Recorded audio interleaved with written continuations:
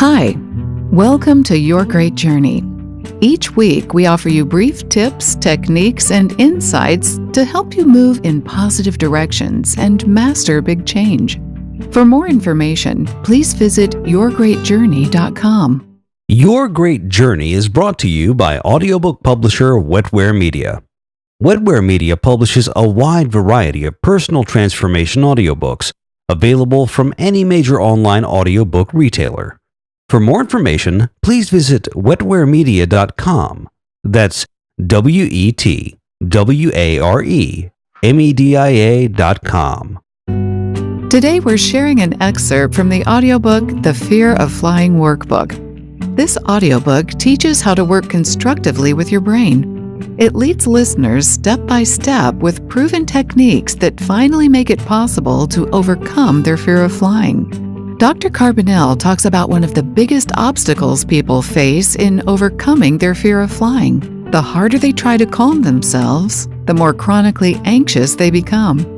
This mistake can strengthen fears and turn them into phobias.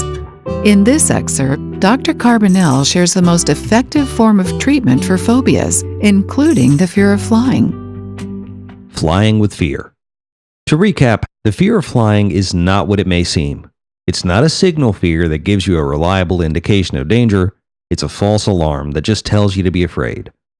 And not only do people become afraid in the absence of danger, they also get tricked into opposing and resisting the fear in ways that increase it rather than calming themselves down. The harder they try to calm themselves, the more chronically anxious they become. One of the biggest obstacles people face in overcoming this fear is the idea that they need to lose their fear before they can fly. This is the idea that turns fears into phobias. When they try so hard to stop feeling afraid, it only strengthens the phobia.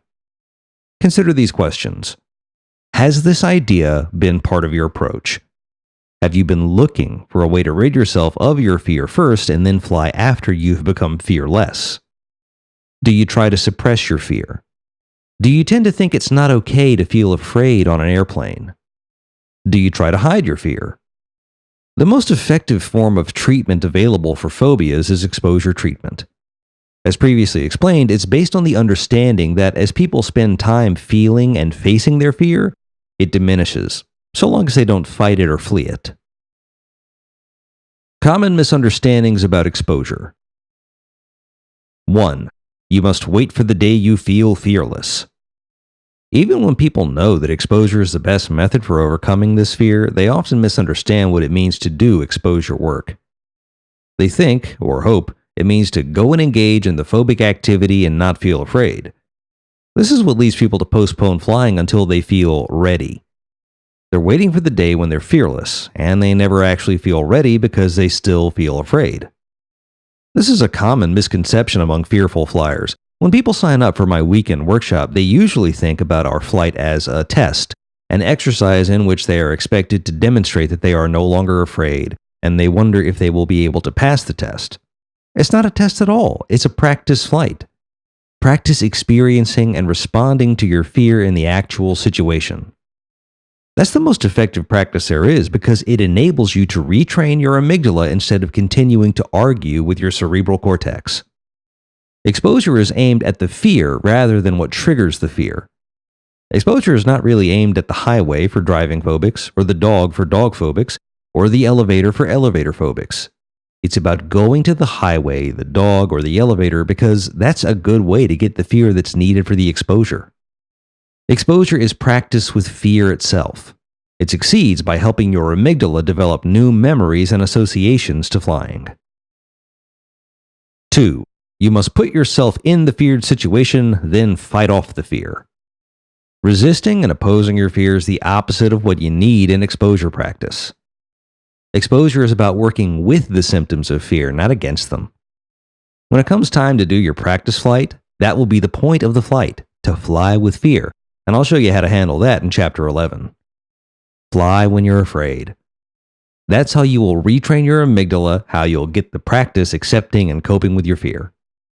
That's how you can gradually build your confidence. Does that idea, flying while afraid, scare you? It probably does, but it's literally okay to fly while afraid. as long as you're a passenger. If you're part of the crew, a pilot or a flight attendant, I agree you probably shouldn't be afraid because it might interfere with your doing your job. But if you're a passenger, what is your job? You don't have one. You're just there to be moved from one location to another. You're baggage that breathes. So feeling afraid will not interfere with any important job you have on the airplane. You can bring whatever thoughts, emotions, and physical sensations that you happen to experience at the time. It's a come-as-you-are party. The TSA people will scrutinize your carry-on bags and maybe your shoes, but not your thoughts and feelings. Smoking will not be permitted on the flight, but feeling afraid will be allowed. Wouldn't you feel more comfortable if you weren't afraid? Absolutely. If you could simply and easily shrug off your fears without aggravating them, that would be the way to go.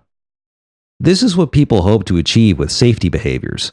But most safety behaviors make your fears more persistent rather than eliminating them.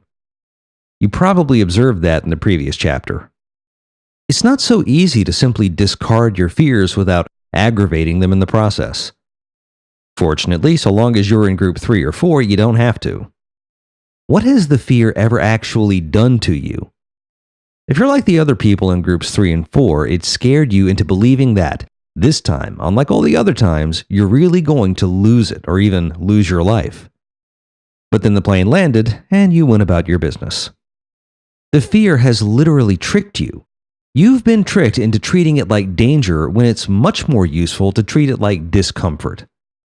If you're in group 3 or 4, your fear is a sign of discomfort, not danger. That's what makes it okay to feel afraid.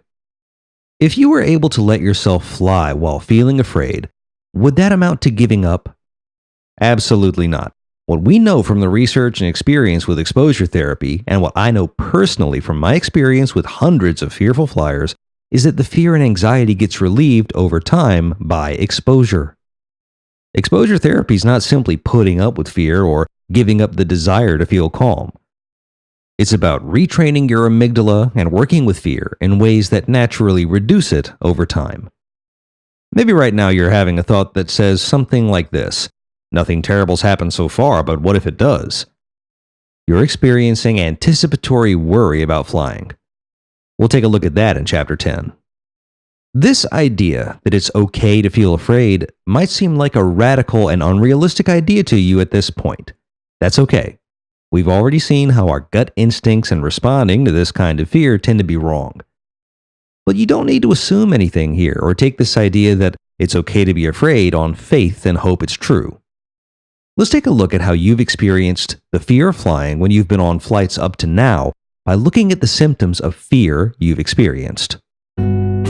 Thanks for listening to this excerpt from the audiobook, The Fear of Flying Workbook. You can purchase the complete audiobook from any major online audiobook retailer. If you'd like more information, please visit yourgreatjourney.com. Please be sure to subscribe to the show so you don't miss an episode. And if you like the show, please rate it and review it. And please share it with friends who might also enjoy it. Thanks for listening. See you next week. Your Great Journey is brought to you by audiobook publisher Wetware Media. Wetware Media publishes a wide variety of personal transformation audiobooks available from any major online audiobook retailer. For more information, please visit wetwaremedia.com. That's WETWAREMEDIA.com.